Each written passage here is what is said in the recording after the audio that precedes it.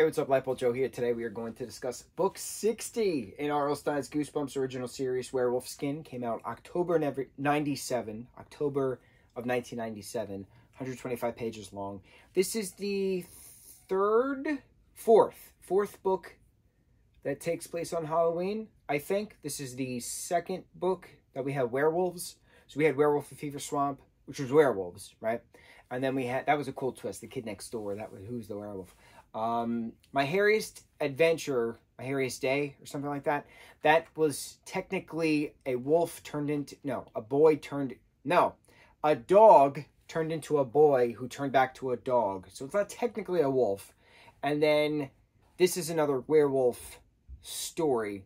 Different werewolf mythology, which I've never heard of before, so it's weird only because it's new, which is fine, I guess. But then this is another Halloween story. So we're prepping to go for Halloween. Then we're trick-or-treating on Halloween.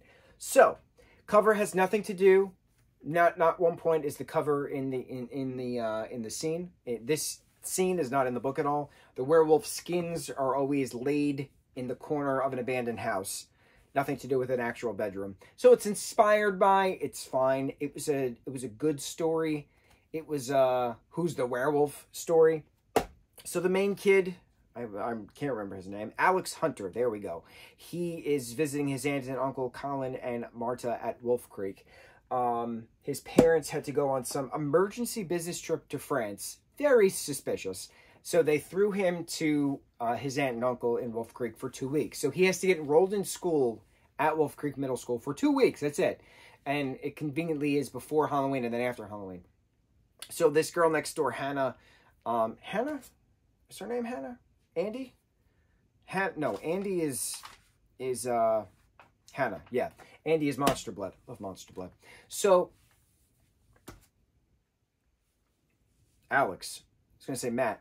There's so many names that just coincide with each other within these books. And we got 2 left and then we're done. But everything is blending right now. It's just such a melting pot of stew in my brain. So, Alex. Alex is living currently next door to Hannah. And she's saying, oh, the Marlings, which are on the other side of the house, are werewolves, and, you know, you can't go out at night because they'll eat you and stuff like that.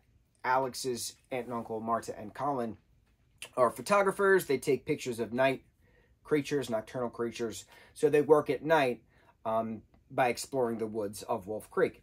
And so there's kids at the middle school who are like saying, yeah, you know, you could see, you know, wolves, that there's werewolves. And then his aunt and uncle are like, no, you know, there's no more wolves here. But like, who's the actual werewolf? Because he's seeing these wolves come out of the Marling's house. And he's like, so what's going on? Then all of a sudden his aunt and uncle lock him in his bedroom at night, have bars on the window so that way he can't escape again. Because the Marlings are complaining that he's taking pictures of their house. And the Marlings are complaining on the phone that he's taking pictures of them and snooping and all these things, right? So eventually he breaks into the Marlings' house. It turns out there is no Marlings. There are no Marlings. That it's just an empty house next door, and that there's these wolf skins in the corners of this bedroom, quote unquote. And he's like, okay, well, there's clearly some myth thing going on that a werewolf has to wear the skins on the full moon and then go gallivanting and hunting and stuff. But they don't technically need the full moon to change. All they need is the actual skins. So they put the wolf skins on as like a cape, which then morphs to their body to then go on a hunting spree, and then they could take it off. But it's a curse. So they have to put the skins on, go feed, come back, take the skins off, put the skins on, go feed, come back, take the skins off. And so Colin and Marta are revealed then to be the werewolves, that there are no Marlings, that it's actually Colin and Marta, Alex's aunt and uncle. So now what does he do? Because he finds this out Halloween Eve, and then he's going out trick-or-treating with Hannah the next day. So that he changes his mind, and he's like, you know what, let's just, we're gonna steal the skins, because that way my aunt and uncle can't turn into werewolves, and we're gonna go as werewolves for Halloween. So they do that, they go out trick-or-treating, they scare the other kids, and so his aunt and uncle are chasing them through the streets while they're trick-or-treating, candy bangs and all.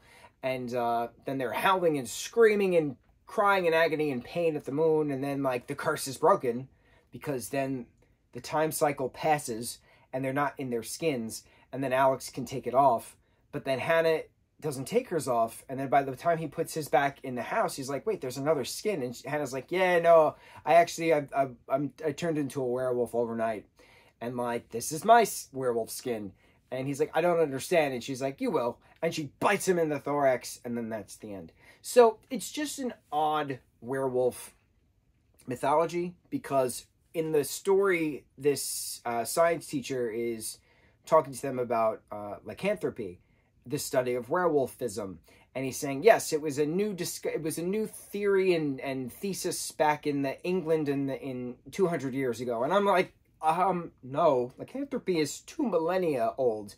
We're going back to ancient Greeks on that, even the ancient Egyptians on that, way more than 2,000 years ago, not 200 years ago, and nothing to do with England, mind you. England has various modern versions within the last 200 years, sure.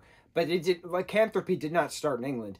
So then, as the story is progressing, it's explained that they have to put on and off their skins. And I was like, oh, this is a different type of werewolf mythology, different branch of lycanthropy that I've never heard of before. And I was like, okay. And again, it's only weird because it's new. And that's what happens. Every time something new is introduced to somebody, and they're like, no, I don't like it. It's new. I don't like change.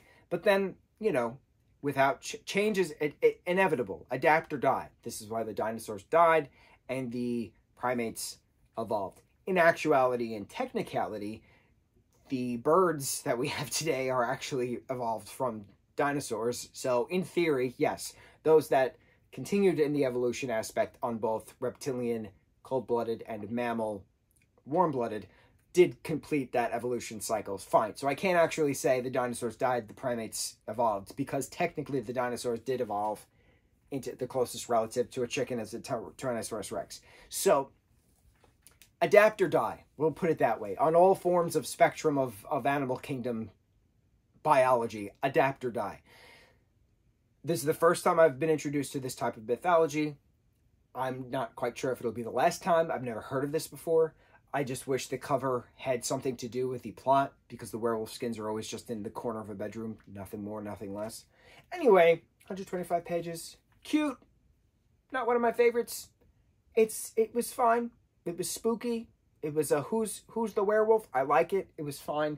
Book 60, R.L. Stine's Goosebumps original series. Werewolf skin. We got 2 left, bro. 2 left. Bro, I'm so excited. We got 2 left. Did I say we have 2 left? Because we only have 2 left. 62 books in the entirety of the series. 6D is in my hand. We completed our review on that. 2 more, and then we are done. And I can go back to my TBR list, my to be read list. Bruh, it is a list. It is a pile. It is a list. We got things to read. We got things to discuss. On to the next review. Mucho mahalo.